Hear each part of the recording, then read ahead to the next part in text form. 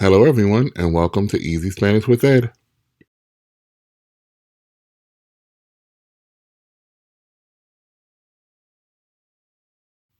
In this video, I want to focus on the imperfect past tense in Spanish, or that other past tense that we have to learn how to use in Spanish.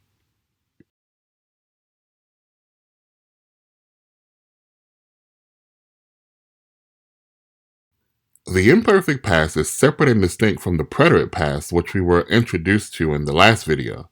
Having two separate past tenses to choose from is definitely confusing for most English speakers at first. But as with anything else, you get used to it with time and practice. The imperfect past is used for actions in the past with no definite end, habitually repeated actions, actions that provide background information for another concrete action, time and dates in the past, age in the past, characteristics in the past, or mental or physical states in the past.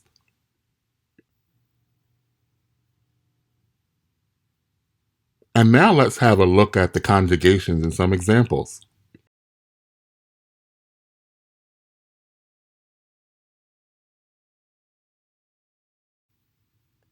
Here are the verb endings for the imperfect past tense for regular AR verbs. Aba, abas, aba, habamos, habáis, haban.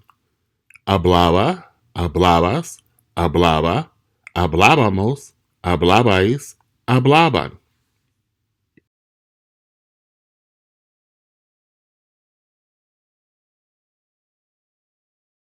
And here are the imperfect tense endings for regular ER verbs. Ia, ias, ia, íamos, íais, ían. Comía, comías, comía, comíamos, comíais, comían.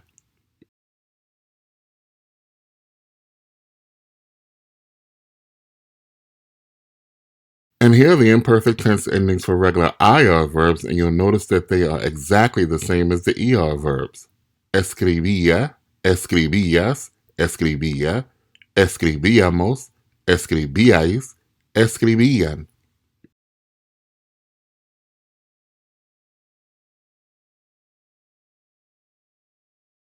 So how would you say, back then I played tennis every Sunday?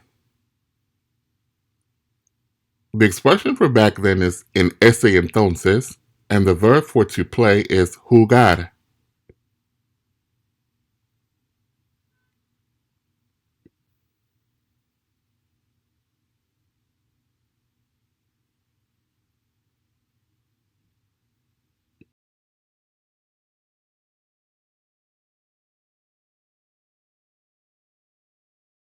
En ese entonces jugaba al tenis todos los domingos. And we have to use the imperfect tense to express this because it's a habitual action, something that happened repeatedly in the past.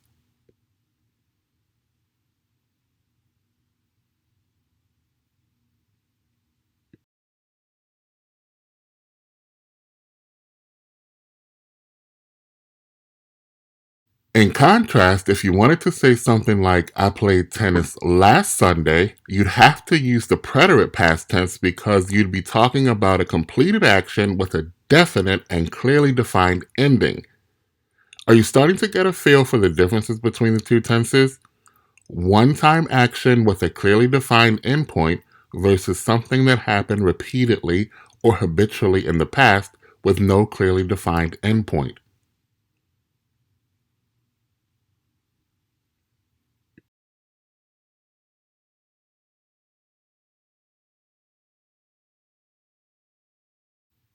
So how would you say, we were playing tennis when you called me? And the verb for to call is llamar.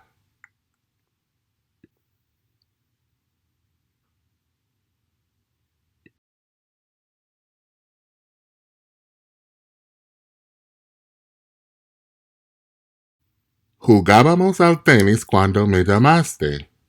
So remember, we used the imperfect tense to give background information about what was happening when another action occurred. We were playing tennis is background information that sets the scene for the action of you calling me in this case. Something else I wanted to mention, there's another way to say this sentence using the verb estar.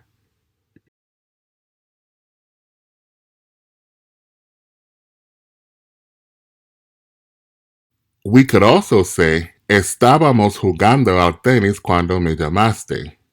If you'll recall from the ser versus estar video, one of the uses of estar is to talk about actions that are occurring at a given moment. I'll link that video up above for your reference.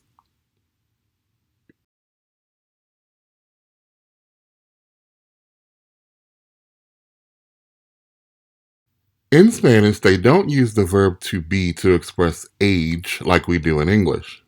Whereas we use the verb to be and say I am 25, Spanish uses the verb tener or to have and says I have 25 years.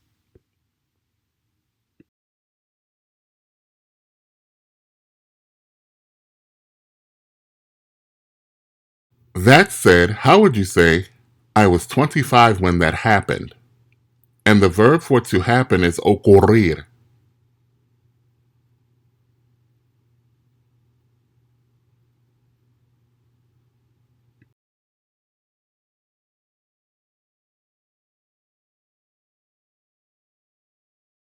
Tenía 25 años cuando eso ocurrió.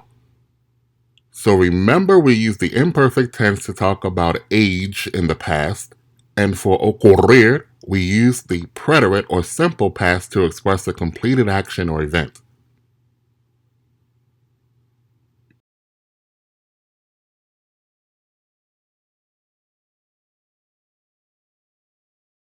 And how would you say, the guy I met was very tall? Now, if you'll recall again from the ser versus estar video, we use ser to talk about characteristics, and ser is an irregular verb, so its conjugations are a little different, and I'll give you a hint. The third person conjugations are era and fue, and the verb for to meet is conocer, and the word for guy is tipo. So again, how would you say, the guy I met was very tall?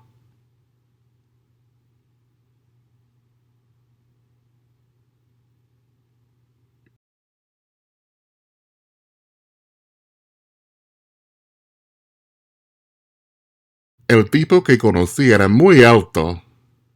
We use era here, not fue, because we have to use the imperfect to talk about characteristics in the past, and fue is preterite.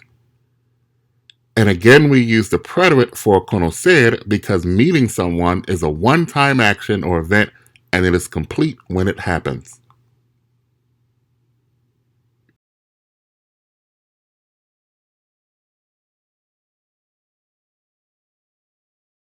And how would you say, Anna was happy, but now she's sad?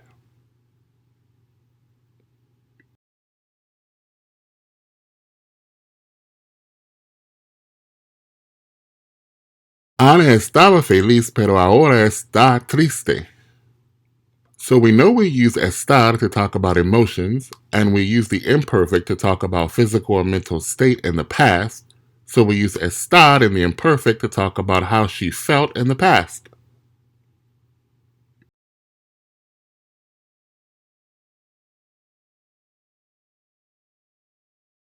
And how would you say they would eat pizza every Friday?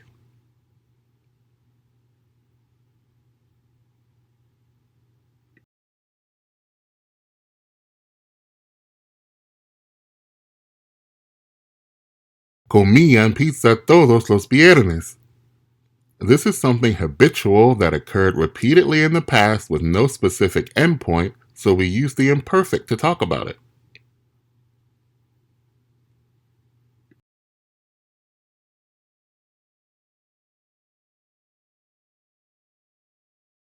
And finally, how would you say, you lived there when we met? The verb for to live is vivir, and the word for there is allí.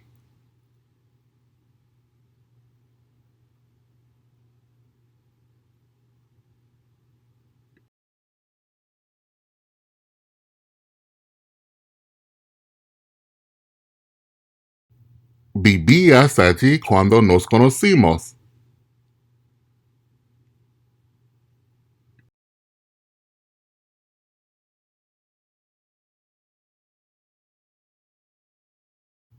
If you found this video at all helpful, please give it a like so that YouTube shows it to more people, and that will help the channel grow.